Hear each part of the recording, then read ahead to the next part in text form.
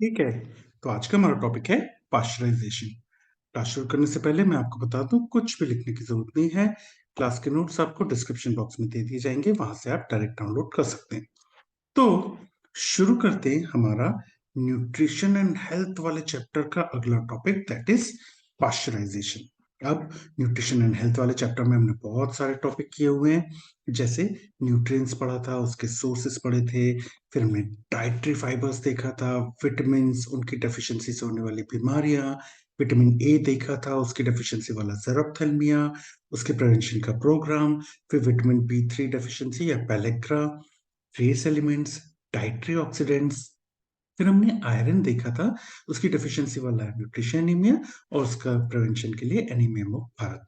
फिर हमने आयोडीन देखा, आयोडीन डेफिशिएंसी डिसऑर्डर देखा, उसके प्रिवेंशन का प्रोग्राम।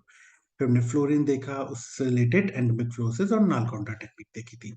ठीक, फिर हमने जिंक पढ़ा, प्रोटीन असेसमेंट मेथड्स देखी थी, क्वालिटी वाइज और क्वांटिटी वाइज। उसी के तहत हमने लिमिटिंग अमाइनो एसिड्स और एसेंशियल अमाइनो एसिड्स पढ़ा था। फिर हमने बहुत इंपॉर्टेंट एनपीयू या नेट प्रोटीन यूटिलाइजेशन पढ़ा था। फिर एसेंशियल फैटी एसिड्स पढ़ा। भाई साहब, बैलेंस डाइट की डेफिनेशन और बैलेंस डाइट के बारे में पढ़ा था फिर हमने, बहुत ही इंपॉर्टेंट। फिर डाइटरी गोल्स, उसी के अंदर प्रूडेंट डाइट पढ़ा। फिर हमने माल न्यूट्रिशन पढ़ा था, इसकी डेफिनेशन, इसके टाइप्स। ठीक, उसके बाद हमने पीएम या प्रोटीन एनर्जी माल न्यूट्रिशन किया था, और उसी के अंदर हमने क्वाशियोरकर और मैरिस्मस में डिफरेंस देखा था।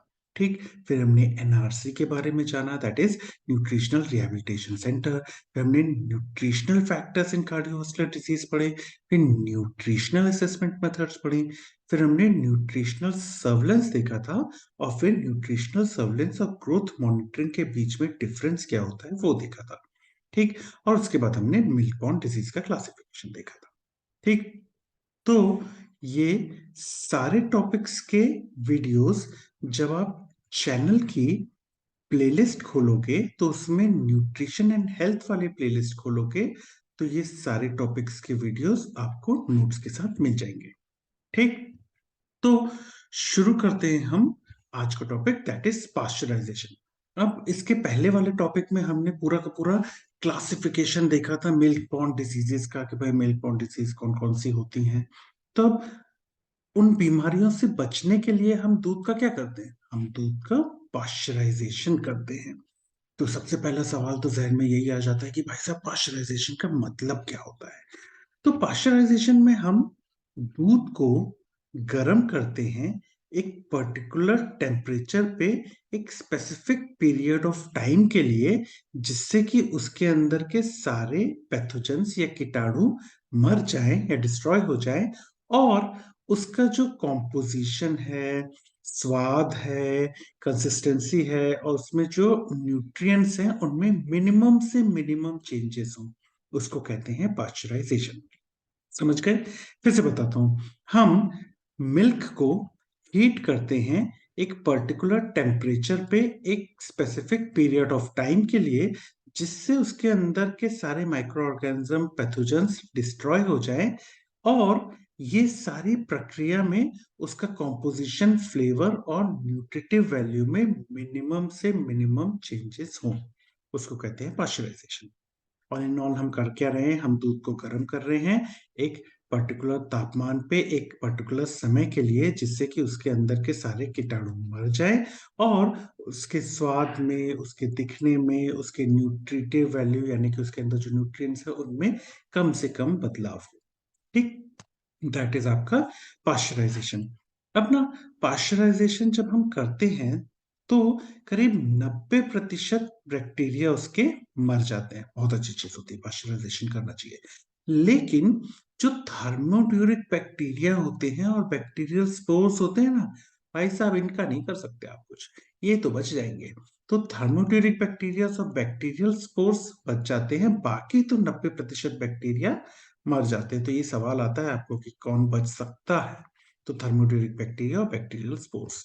अब आपने दूध को उबाल लिया या आपने दूध को पाश्चराइज कर लिया, तो कब तक रख सकते हो। हम नॉर्मल पाश्चराइजेशन जो करते हैं उसमें दूध को अगर हम 18 डिग्री सेंटीग्रेड पे रखें तो करीब 12 घंटे तक हम उसको इस्तेमाल कर सकते हैं, उसके बाद नहीं। ये हम नॉर्मल पाश्चराइजेशन की बात कर रहे हैं। जैसे हम घर में ले आए, दूध को उबाल के रख लिया। उबालने में कर क्या रहे हैं, एक पर्टिकुलर टाइम के लिए एक पर्टिकुलर टेम्परेचर पे हम उसको गर्म कर रहे हैं। ठीक, तो हमने कर लिया। तो हम नॉर्मली अगर देखा जाए तो आप 12 घंटे तक इस्तेमाल कर सकते हो, अगर 18 डिग्री सेंटीग्रेड के अंदर आप तापमान को रखते हो तो।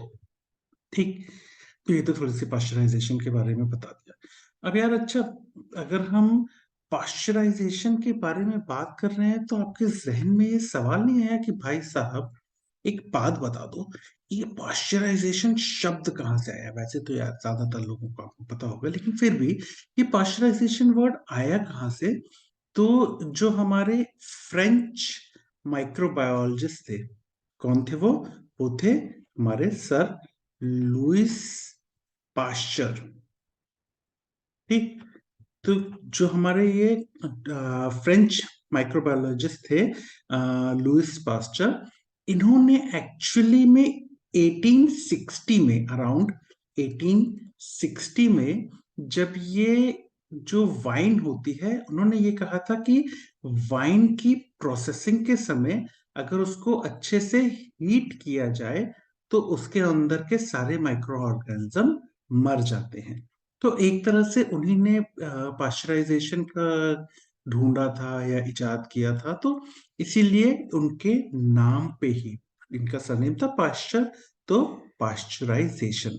तो ऐसे ये शब्द आया था कि जो फ्रेंच माइक्रोबायोलॉजिस्ट थे लुइस पास्चर, उन्होंने 1860 में बताया था कि वाइन की प्रोसेसिंग के समय अगर आप थर्मल प्रोसेसिंग करते हो या अच्छे से हीट करते हो तो उसके अंदर के सारे माइक्रो ऑर्गेनिज्म पैथोजेंस मर जाते हैं। तो इस तरह से उन्होंने पाश्चराइजेशन की शुरुआत करवाई थी, और इसीलिए उनको फादर ऑफ पाश्चराइजेशन भी कहा जाता है, और उन्हीं के नाम पे ये शब्द रखा गया था पाश्चराइजेशन। ठीक, तो ये थोड़ा सा ज्ञान मतलब आपको पता ही होगा फिर भी। ठीक, तो पाश्चराइजेशन की डेफिनेशन देख ली हमने हमने थोड़ी सी उसकी जानकारी देख ली। अब भाई साहब सबसे मेन सवाल कि हमने ये कहा ना कि नॉर्मल पाश्चराइजेशन करो अगर, तो 18 डिग्री सेंटीग्रेड तक 12 घंटे के लिए, तो और कौन कौन से पाश्चराइजेशन हो, कितने तरह के पाश्चराइजेशन? तो भाई साहब मुख्यतः तो अगर देखा जाए ना तो तीन ही है, एक, दो और तीन। वो है low temperature long time method, high temperature short time method, और अल्ट्रा हाई टेम्परेचर। एक और होती है, कई किताबों में मिलेगी, कई किताबों में नहीं मिलेगी, चौथी, that is higher heat shorter time method. कुछ high temperature short time method type की होती है। ठीक, तो पहले तो आपको नाम याद रखने हैं। LTLT, that is low temperature long time method. HTST, that is high temperature short time method. UHT, that is ultra high temperature method. और HHST, that is higher heat short time method. ठीक, कर क्या रहे हैं यार इसमें शब्द में ही देखो ना कि लो टेम्परेचर कम तापमान में लॉन्ग टाइम लंबे समय तक हम उसको गर्म कर रहे हैं, कम तापमान में रख रहे हैं और लंबे समय तक हीट कर रहे हैं। हाई टेम्परेचर शॉर्ट टाइम की, यहाँ पे उल्टा हो गया, लो टेम्परेचर था तो उसकी जगह हाई कर दिया, देखिए ज्यादा तापमान में लॉन्ग टाइम की जगह शॉर्ट कर दिया कम समय के लिए। तो ज्यादा तापमान में कम समय के लिए हम रख रहे हैं, यहाँ पे कम तापमान में लंबे समय के लिए रख रहे हैं। ठीक, दोनों वैसा वैसा टाइप के हैं, तो ये दोनों एक साथ से याद कर लो। और फिर ये तो अल्ट्रा हाई टेम्परेचर, बहुत ही ज्यादा टेम्परेचर यूज करते हैं इसमें, तो अल्ट्रा हाई टेम्परेचर मेथड है। ठीक, और इसी के मिलता जुलता ही है। देखो यहाँ पे था ना हाई टेम्परेचर शॉर्ट टाइम, तो हाई की जगह पे हाइयर कर दिया, यानी वहां जितना होता था उससे थोड़ा सा ज्यादा तापमान यूज कर लेंगे। और शॉर्ट टाइम की जगह शॉर्टर, जो वहां जितना होता था उससे भी कम टाइम यूज करेंगे। समझेंगे क्या होता है? तो ये चार तरह के नाम बहुत इजी है याद करने यार। एक में कम समय के लिए, एक में कम तापमान में लंबे समय के लिए, लो टेम्परेचर लॉन्ग टाइम। एक में ज्यादा तापमान के लिए, ज्यादा तापमान को कम समय के लिए, हाई टेम्परेचर शॉर्ट टाइम। और एक में तो बहुत ही ज्यादा टाइप तापमान रखा तो अल्ट्रा हाई टेम्परेचर। ठीक, तो ये तो हो गए आपके मेनली मेथड्स नाम। ठीक है, अब लो टेम्परेचर लॉन्ग टाइम में आपकी होल्डर मेथड, वैट मेथड या बैच पाश्चराइजेशन आ सकता है। हाई टेम्परेचर शॉर्ट टाइम में आपका फ्लैश पाश्चराइजेशन आ सकता है, तो इनको भी नाम एटलीस्ट याद रखना। तो ये तो हमने नाम समझ लिया कि भैया मेथड्स ऑफ पाश्चराइजेशन कौन सी होती हैं, एक एक करके उसको समझते हैं। ठीक है, बहुत ज्यादा नहीं घुसना है, थोड़ी थोड़ी सी जानकारी हमको होनी चाहिए। तो low temperature long time method, आपको शब्द में ही अर्थ समझ में आ रहा है, low temperature long time method, यानी कि कम तापमान पे लंबे समय तक रखेंगे। तो कम तापमान कितना, इसमें हम दूध को 63 डिग्री सेंटीग्रेड तक रखते हैं। कितने समय तक, लॉन्ग टाइम, यानी कि करीब आधे घंटे तक रखते हैं। ठीक, तो हम क्या करते हैं इसमें, हम इसको दूध को गर्म करते हैं 63 डिग्री सेंटीग्रेड पे, और उसको 63 डिग्री सेंटीग्रेड पे आधे घंटे के लिए रखते हैं, और फिर एकदम से उसको कूल कर देते हैं 5 डिग्री सेंटीग्रेड पे। That is low temperature long time method. ठीक, तो नाम में यह छुपाया, लंबे कम तापमान को पे रखना है लंबे समय के लिए। कम तापमान है 60 डिग्री सेंटीग्रेड, लंबा समय है 30 मिनट्स। ठीक, तो दैट इज आपका लो टेम्परेचर लॉन्ग टाइम। अब इसको होल्डर मेथड भी कहते हैं, वैट मेथड भी है, बैच पास्चराइजेशन भी है, और ये ना स्मॉल स्केल के लिए यूज करते हैं जब कम मात्रा में दूध आपको पास्चराइज करना हो, या रूरल कम्युनिटीज वगैरह जो होती हैं, जो ग्रामीण क्षेत्र होते हैं, वहां पे आपको अगर पास्चराइज करना है थोड़ा सी मात्रा का दूध, तो आप इसका इस्तेमाल करते हो। यहाँ पे एक क्वेश्चन आया था, that is holder method of pasteurization किसके लिए कारगर नहीं है, या कौन ऐसा शख्स है जो होल्डर मेथड को भी सरवाइव कर जाता है, तो वो है आपका कॉक्सिएला बर्नेटी। तो ये एक एमसीक्यू आया था, याद रखना कि कॉक्सिएला बर्नेटी होल्डर मेथड पे भी सरवाइव कर सकता है। ठीक, तो इनके शब्द समझ, याद करने के तरीके में बता देता हूँ कि कैसे इनको याद रखना है, कि होल्डर मेथड, वैट।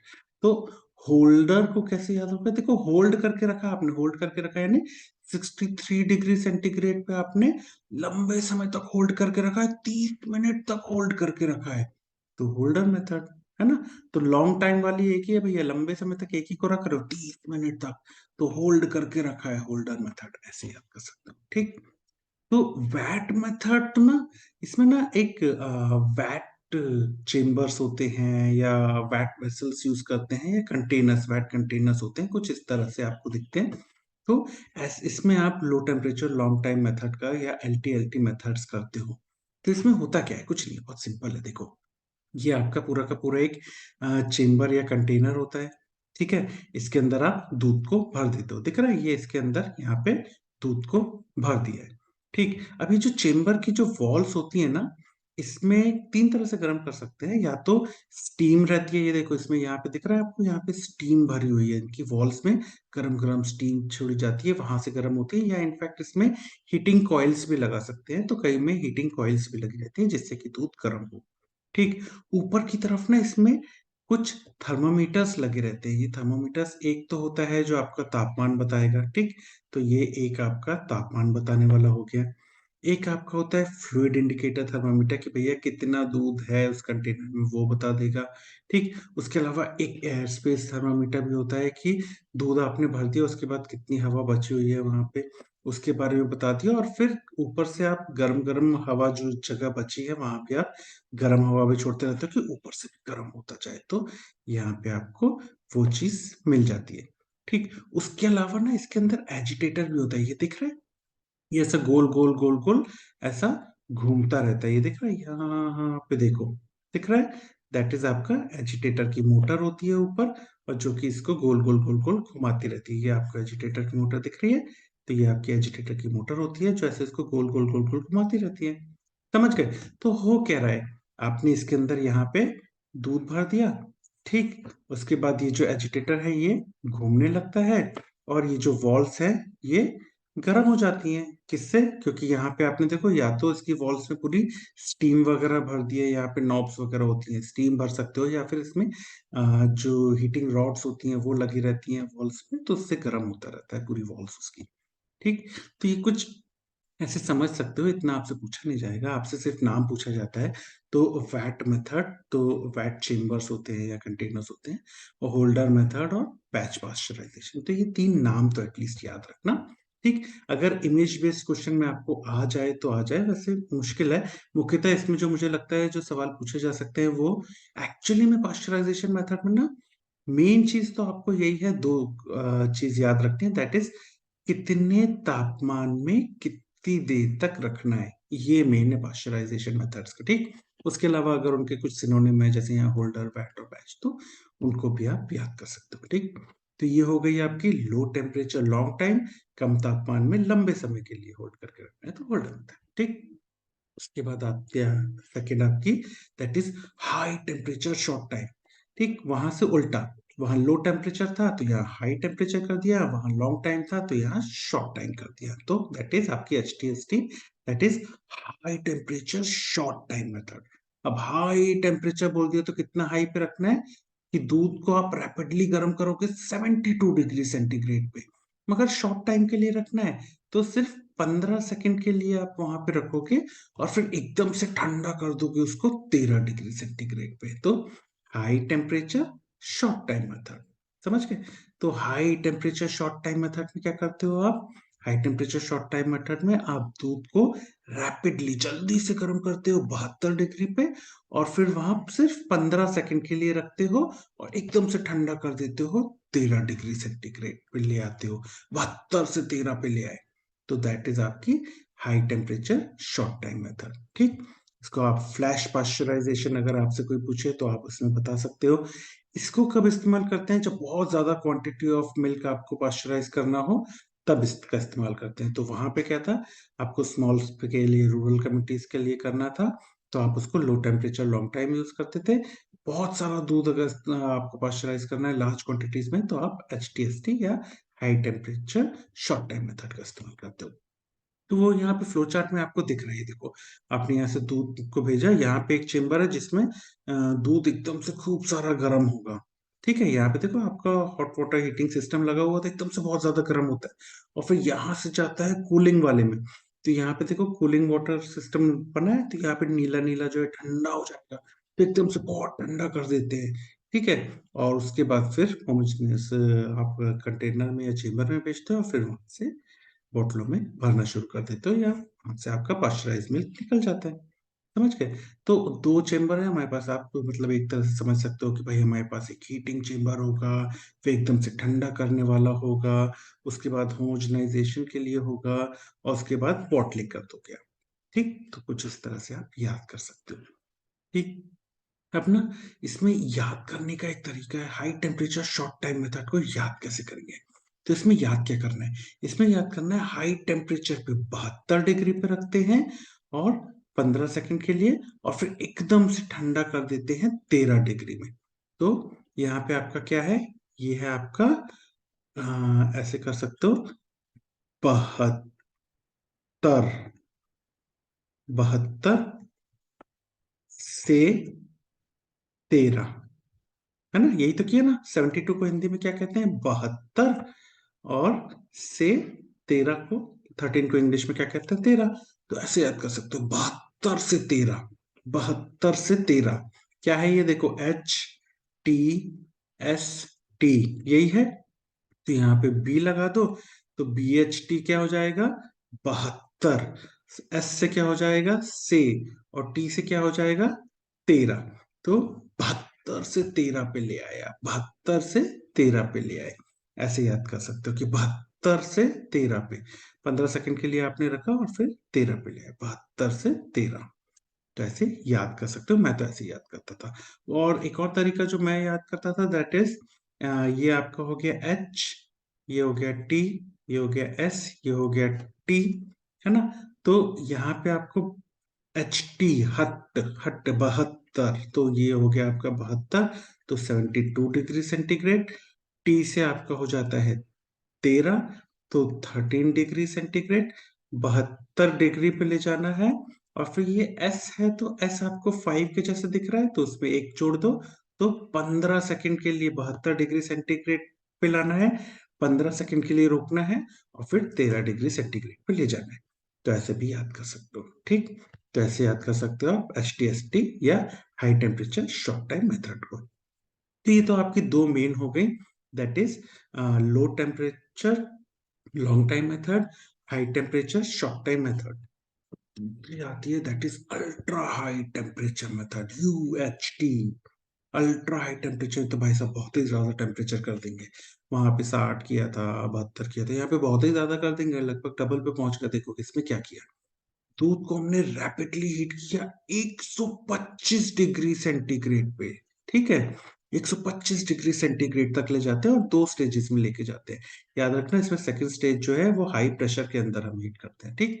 तो क्या किया हमने, मिल्क को हीट किया 125 डिग्री सेंटीग्रेड पे, लेकिन बहुत ही कम, थोड़े से सेकंड के लिए, लगभग 2 सेकंड के लिए आप 125 डिग्री सेंटीग्रेड पे रखते हो, फिर एकदम से ठंडा करते हो उसको और फिर बॉटल्स में सील पैक कर देते हो। दैट इज आपका अल्ट्रा हाई टेम्परेचर मेथड, समझे। तो अल्ट्रा हाई टेम्परेचर, फिर वही मैंने कहा कि दो ही चीज याद रखना कि कितनी टेम्परेचर पे कितनी देर तक, तो करीब 125 डिग्री सेंटीग्रेड तक ले जाते हैं और थोड़े से समय के लिए, फ्यू सेकंड्स के लिए रखते हैं वहां पे और एकदम से ठंडा करके बॉटल्स में पैक कर देते हैं। अब ना यहाँ पे एक और इम्पोर्टेंट चीज है अल्ट्रा हाई टेम्परेचर मेथड में, दैट इज ना, अल्ट्रा हाई टेम्परेचर मेथड से आपने मिल्क को पॉस्चराइज किया और उसको पैक कर दो एकदम स्टेराइल कंटेनर में। लास्ट स्टेप में ना आप एकदम स्टेराइल कंटेनर्स में पैक कर देते हो, जैसे कि टेट्रा पैक में पैक कर देते हो, जिससे कि इसकी जो शेल्फ लाइफ होती है ना, अनरेफ्रिजरेटेड शेल्फ लाइफ जो होती है वो बढ़ जाती है और 6 से 9 महीने तक आप इसको इस्तेमाल कर सकते हो।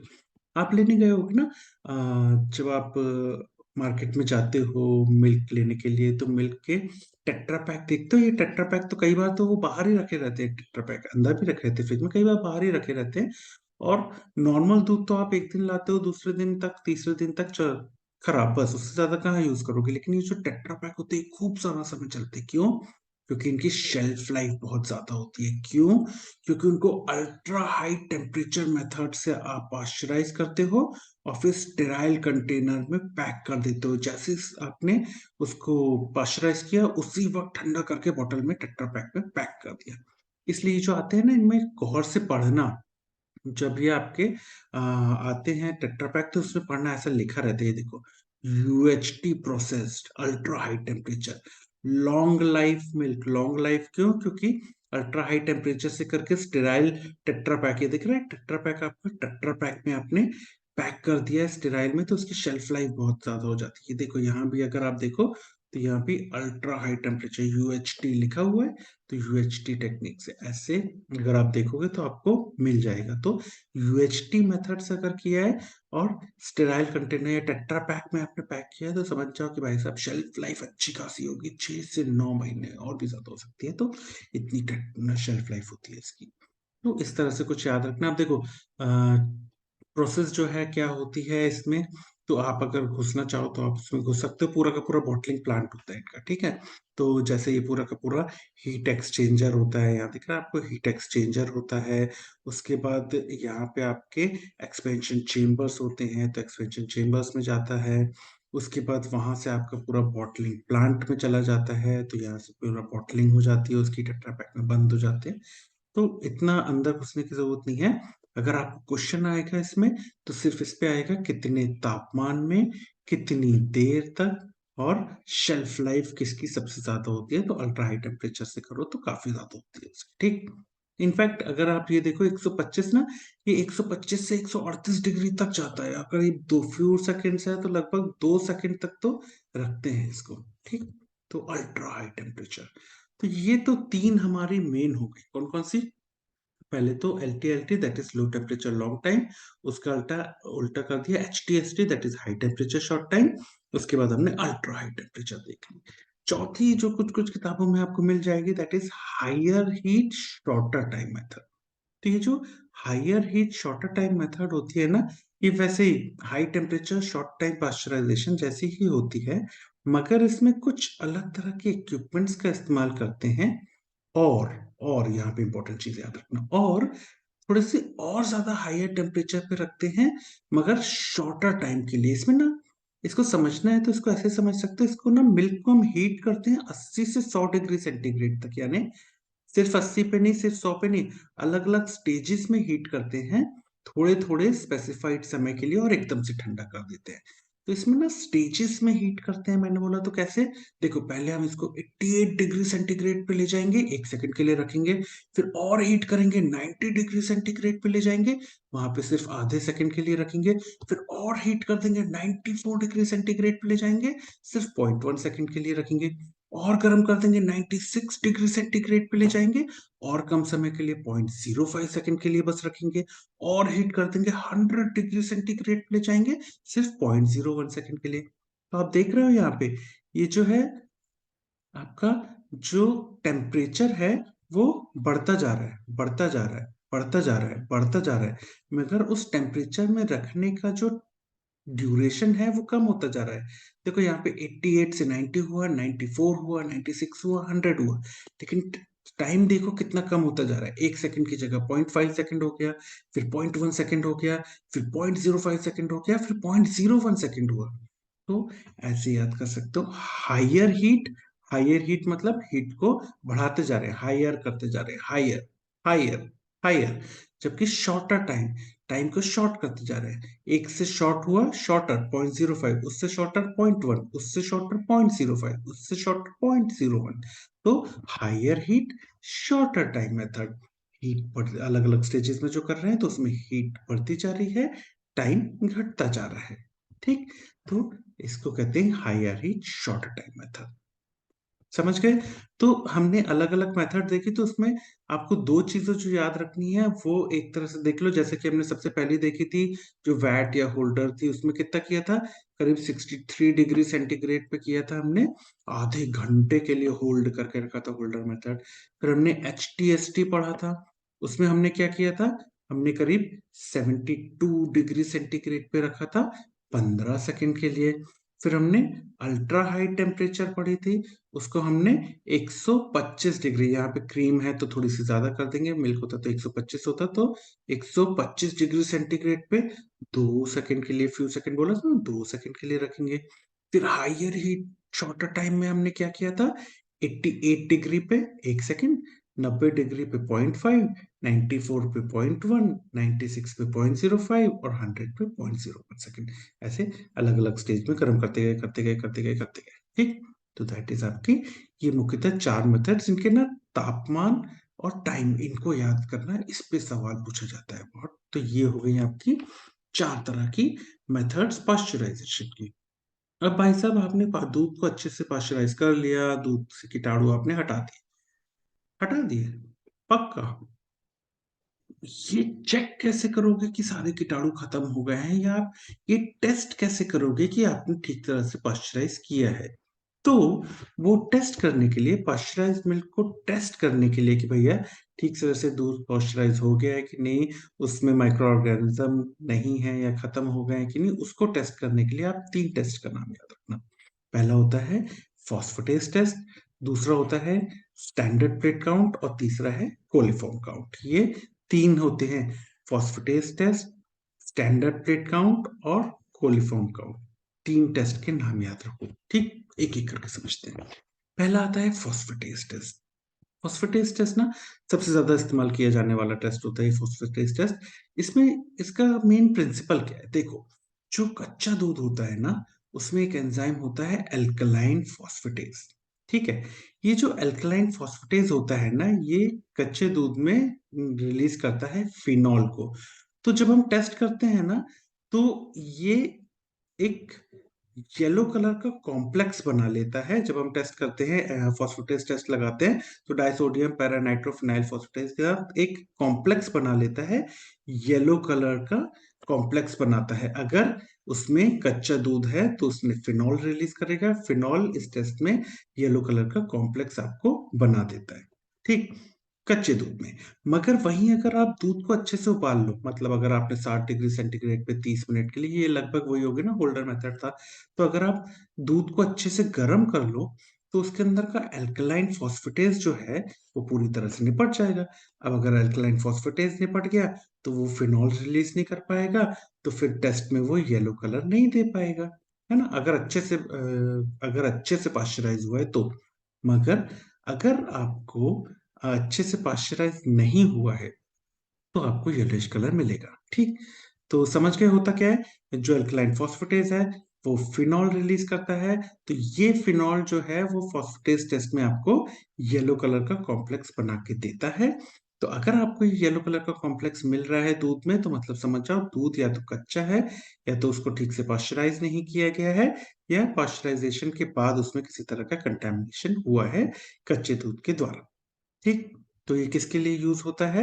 It is use to detect inadequate pasteurization, कि अगर ठीक से दूध पाश्चराइज नहीं हुआ है उसको डिटेक्ट करने के लिए इसका इस्तेमाल होता है इस टेस्ट का। या फिर अगर अच्छे से पाश्चराइज हो गया था लेकिन उसके बाद उसमें कच्चा दूध मिलाया गया है, तो उसको डिटेक्ट करने के लिए भी हम फॉस्फेटेज टेस्ट का इस्तेमाल करते हैं। समझ गए? तो ये आपको क्वालिटी ऑफ पाश्चराइजेशन बताता है कि कितने अच्छे से दूध पाश्चराइज हुआ है। ठीक, देखो यहाँ पे आपको दिख रहा है, ये है पहला, कि अगर आप कच्चे दूध में फॉस्फेटेज टेस्ट लगाओगे ना, तो आपको कुछ ऐसा दिखेगा, एकदम मस्त वाला येलो कलर आएगा। ठीक है, मगर वहीं अगर आपने अच्छे से दूध को पाश्चराइज कर दिया लेकिन थोड़ा सा कच्चा दूध उसमें मिला दो, उसके बाद ये टेस्ट करो, तो देखो हल्का सा येलोइश कलर का आया है आपका, तो ऐसा कलर आपको मिल जाएगा। वहीं अगर आपने गजब तरीके से पाश्चराइज किया, खतरनाक तरीके से अच्छे से हीट किया है, तो आपको देखो एकदम व्हाइट कलर मिलेगा, है ना? तो अच्छे से पाश्चराइज किया हुआ जो दूध है उसमें आपको ऐसा व्हाइट कलर मिलेगा। वरना आपको अगर येलोइश कलर मिल रहा है, मतलब समझ जाओ कि या तो ये इनएडिक्वेट पाश्चराइजेशन हुआ है, या तो कि कच्चा दूध उसमें मिलाया गया है। ठीक, तो ये हो गया आपका पहला test, that is phosphatase test. ठीक, सेकंड पे आते हैं। सेकंड है आपका स्टैंडर्ड प्लेट काउंट। इसमें क्या करते हैं हम? इसमें ना बैक्टीरियोलॉजिकल क्वालिटी को चेक करते हैं मिल्क की, कि इस बैक्टीरियाज वगैरह, आप देखो सभी कुछ तो खत्म कर नहीं सकते, कुछ तो बचेंगे, तो कितने बचेंगे या कितने होने चाहिए? तो that is less than 50,000 CFU पर ml। CFU is colony forming units. तो 50,000 से कम है तो ठीक है, वरना तो भाई साहब दिक्कत है, अच्छे से पाश्चराइज नहीं हुआ है। तो ये लिमिट आपको याद रखनी है, 50 less than 50,000 colony forming units हो सकती हैं पर ml में। तो कुछ नहीं, इसको आप टेस्ट करते हो, उसके बाद आप चेक करते हो कि कितनी कॉलोनीज बनी है। कहीं में अच्छे से दिखती है, कहीं में बहुत कम है, कहीं में बहुत ही ज्यादा कम है, एकदम ही कम है, तो आप पूरा स्टैंडर्ड प्लेट काउंट करके फिर उनको अलग अलग में लगाते हो, एक तरह से आप चेक करते हो, फिर बताते हो कि भैया कितनी है। कहीं में बहुत सारी होंगी, कहीं में थोड़ी सी होंगी, कहीं में बहुत ही कम होंगी। समझ रहे हो? तो कितनी कम होंगी इस पे सवाल आता है। तो 50,000 CFU पर ml से कम होना चाहिए, ये लिमिट सेट है, इतना तो याद रखना। ठीक, ये आपका सेकंड टेस्ट हो गया। थर्ड कौन सा था? थर्ड था आपका कोलीफॉर्म काउंट, कि कोलीफॉर्म काउंट कितना होना चाहिए। तो कोलीफॉर्म ऑर्गेनिजम्स ना नहीं होने चाहिए। 1 ml मिल्क अगर आपने चेक किया है पाश्चराइजेशन के बाद, तो उसमें कितने कोलीफॉर्म ऑर्गेनिज्म होने चाहिए? उसमें नहीं होने चाहिए। एक्चुअली ना, इसमें ना जो एग्जामिनर होते हैं वो आपसे अलग ही तरह के सवाल करते हैं। एग्जामिनर आपसे पहले तो पूछेंगे कि भाई साहब ये बता दो कि टेस्ट कितने हैं, तो आप बताओगे कि सर 3 तरह के टेस्ट होते हैं, phosphatase, standard plate count, coliform. फिर आपसे वो एक एक करके टेस्ट पूछते हैं, फॉस्फेटेज बता देते हो आप, स्टैंडर्ड प्लेट काउंट में भी बता देते हो कि लेस देन CFU। फिर ना कोलिफॉर्म काउंट में पता है वो क्या पूछते हैं आपसे, कि अच्छा स्टैंडर्ड प्लेट काउंट तो बता दिया तुमने कि 50,000 से कम रखना, अब कोलीफॉर्म कितना रखना है ये बता दो। डायरेक्ट ही पूछ ले कोलीफॉर्म कितना रखना है। तुम भी बोलोगे यार ऐसा पूछ रहे तो कोई ना कोई नंबर तो होगा। भाई साहब, वो तुमसे डबल शर्ट है, वो तुमसे घुमा के पूछ रहा है, तो तुम सीधा सीधा जवाब दे दो। फंसो नहीं उनके जाल में, सीधा सीधा जवाब दे दो कि सर कोलिफॉर्म काउंट बिल्कुल भी नहीं होनी चाहिए, कितने नहीं, बिल्कुल भी नहीं होने चाहिए, एब्सेंट होने चाहिए। समझे? तो कुछ इस तरह से दिखना चाहिए, इस तरह से नहीं दिखना चाहिए, इस तरह से दिखना चाहिए कि एक भी नहीं होना चाहिए पर ml ऑफ पाश्चराइज्ड मिल्क में। ठीक है, तो जो कोलिफॉर्म ऑर्गेनिज्म होते हैं ना, आप दूध को अच्छे से पाश्चराइज करो तो पूरी तरह से निपट जाते हैं। मगर अगर पाश्चराइज्ड मिल्क में आपको कोलिफॉर्म ऑर्गेनिज्म मिल रहे हैं, उसका मतलब क्या है? या तो ठीक से पाश्चराइज नहीं हुआ है, या पाश्चराइजेशन के बाद दूध का कंटेमिनेशन हुआ है कीटाणु के द्वारा। ठीक, तो इसके लिए इस्तेमाल किया जाता है कोलिफॉर्म काउंट। यहाँ पे फंसना नहीं वाइवा में, बिल्कुल भी नहीं होने चाहिए कोलिफॉर्म काउंट। जबकि जो स्टैंडर्ड प्लेट काउंट है वो 50,000 से कम भी चलेगा। ठीक, तो यहाँ पे फंसना नहीं है। तो ये हो गए आपके टेस्ट ऑफ पाश्चराइज्ड मिल्क की पाश्चराइजेशन के बाद टेस्ट करना कि ठीक से पाश्चराइजेशन हुआ है कि नहीं। तो ये 3 टेस्ट हो गए। अब थोड़ी सी और चीजें कि भाई क्वालिटी असेसमेंट मिल्क के लिए कैसे कैसे कर सकते हैं। तो डेंसिटी नापने के लिए आप लेक्टोमीटर का इस्तेमाल करते हो। सॉलिड नॉन फैट या कुछ केमिकल के लिए आप एसएनएफ टेस्ट करते हो। फैट कंटेंट के लिए आप गर्बर्स टेस्ट करते हो। ठीक, तो एटलीस्ट इनके नाम याद रखना। और लेक्टोमीटर, लेक्टोमीटर ये होता है आपका लेक्टोमीटर। ठीक है, तो मिल्क की डेंसिटी नापने के लिए आप लेक्टोमीटर का इस्तेमाल करते हो, इसलिए इसको याद रखना, क्योंकि आपको पॉट्स में पूछा जा सकता है अगर आपके म्यूजियम में ये रखा हुआ है, या फिर इमेज बेस्ड क्वेश्चन में आ सकता है। तो आपको पता होना चाहिए कि ये लेक्टोमीटर होता है, डेंसिटी नापने के लिए इस्तेमाल करते हैं। कुछ नहीं ऐसा, यहाँ पे आप दूध भर दो और फिर उसमें आप इसको डाल दो, तो यहाँ पे आपको उसकी रीडिंग्स दिखने लगती हैं। ठीक, तो डेंसिटी नापने के लिए लेक्टोमीटर का इस्तेमाल होता है, तो ये याद रखना। और बाकियों के तो बस नाम याद कर लो, एसएनएफ टेस्ट और क्लेबर्स टेस्ट। ठीक, तो ये हो गई आपकी, इतनी चीजें हैं जो आपको एटलीस्ट पाश्चराइजेशन में पता होनी चाहिए। अगर मैं बात करूँ सवाल की, तो भाई साहब थ्योरी एग्जाम जो है ना, उसमें आपको शॉर्ट नोट आ सकता है सीधा सीधा पाश्चराइजेशन पे। ठीक, वहीं वेरी शॉर्ट नोट आपको आ सकता है, मान लो आपको होल्डर्स मेथड पे आ गया, या तो आपको अलग अलग आ गया, आपको L long long low temperature long time पे आ गया आपको, या फिर आपको हाई टेम्परेचर शॉर्ट टाइम पे आ सकता है, या आपको यूएचटी पाश्चराइजेशन पे आ सकता है, ऐसा शॉर्ट नोट आ सकता है आपको, या होल्डर मेथड की जगह आपको वैट पाश्चराइजेशन पे आ सकता है, या बैच पाश्चराइजेशन पे आ सकता है, या फ्लैश पाश्चराइजेशन पे आ सकता है। तो इस तरह से भी आपको वेरी शॉर्ट नोट आ सकता है। वही वही वही आजकल लॉन्ग क्वेश्चन का बड़ा ट्रेंड है। तो लॉन्ग क्वेश्चन में पता है ये कैसे आ सकता है? लॉन्ग क्वेश्चन में आ सकता है, क्लासिफाई करो वेरियस मिल्क बॉर्न डिजीज, जो हमने पिछले वीडियो में करा था, और फिर डिस्क्राइब करो various methods of pasteurization along with their test. बड़ा क्वेश्चन, लंबा क्वेश्चन, सब कुछ लिखना पड़ेगा इसमें जितना पढ़ा है, तो वो सारी चीजें आप इसमें लिख सकते हो। ठीक, तो ये तो हो गया आपका थ्योरी का। वाइवा में क्या क्या पूछा जा सकता है? पहला तो डेफिनेशन ही पूछ सकते हैं वाइवा में। दूसरा, ये पाश्चराइजेशन शब्द कैसे आया, तो लुइस पास्चर जो थे उनके शब्द से आया है, तो ये बता सकते हो आप, वाइवा में इंपॉर्टेंट है। फिर आपसे मेथड्स ऑफ पाश्चराइजेशन पूछ सकते हैं वाइवा में, और फिर ये पूछ सकते हैं कि होल्डर मेथड क्या होती है, या वैट मेथड, या बैच पाश्चराइजेशन क्या होता है, या फ्लैश पाश्चराइजेशन। तो इनके भी नाम आपको पता होने चाहिए। ठीक, उसके बाद भाई साहब दो चीजें तो आपको सब में पता होनी चाहिए, कि दैट इज कितने डिग्री टेम्परेचर पे कितने तक रखना है। ठीक है, कितनी देर तक रखना है, और फिर ठंडा कितने पे लाना है, ये आपसे पूछ सकते हैं वाइवा में। आपसे वाइवा में ये पूछ सकते हैं, स्मॉल कम्युनिटी से स्मॉल स्केल पे है तब कौन सी मेथड यूज करोगे, और लार्ज स्केल पे या लार्ज क्वांटिटी ऑफ मिल्क है तब कौन सी मेथड यूज करोगे। और ये पूछ सकते हैं होल्डर मेथड में कौन बच सकता है, तो कौन से लेबोरेटरीज पे एमसीक्यू भी आया हुआ है। ठीक, तो ये हो गया आपका। उसके बाद ना, अगर इमेज बेस्ड क्वेश्चन होता है तो कई बार इस पे इमेज बेस्ड क्वेश्चन आ सकता है, वैसे उतना आएगा नहीं मुझे लगता, फिर भी पता होना चाहिए। ठीक, तो ये तो हो गया आपका एल टी एल टी। उसके बाद एस टी एस टी में भी फिर वही वाई वाई पूछ सकते हैं कि कौन सा पाश्चराइजेशन कितने स्मॉल स्केल के लार्ज स्केल के लिए, और कितने तापमान से कितने तापमान पे लेके जाएंगे, कितनी देर तक रखेंगे। ठीक, तो इस पे भी आपको वाइवा में पूछा जा सकता है। इमेज बेस्ड क्वेश्चन आपको आ सकता है अगर पूछे तो, वैसे उतना इमेज बेस्ड पे नहीं है, पर यहाँ पे तापमान बहुत इंपॉर्टेंट होता है। ठीक, अल्ट्रा हाई टेम्परेचर में वाइवा में आपसे पूछ लेते हैं कि भैया कितने डिग्री सेंटीग्रेड पे कितनी देर तक, तो 125 से 138 तो 2 सेकंड के लिए। ठीक है, एक और चीज पूछ लेते हैं कि शेल्फ लाइफ सबसे अच्छी कौन से वाले में होती है। तो अल्ट्रा हाई टेम्परेचर मेथड से आप करते हो तो शेल्फ लाइफ देखो, लॉन्ग लाइफ मिल्क होता है अल्ट्रा हाई टेम्परेचर से, तो शेल्फ लाइफ सबसे अच्छी इसमें मिलती है आपको। ये आपसे वाइवा में पूछा जा सकता है।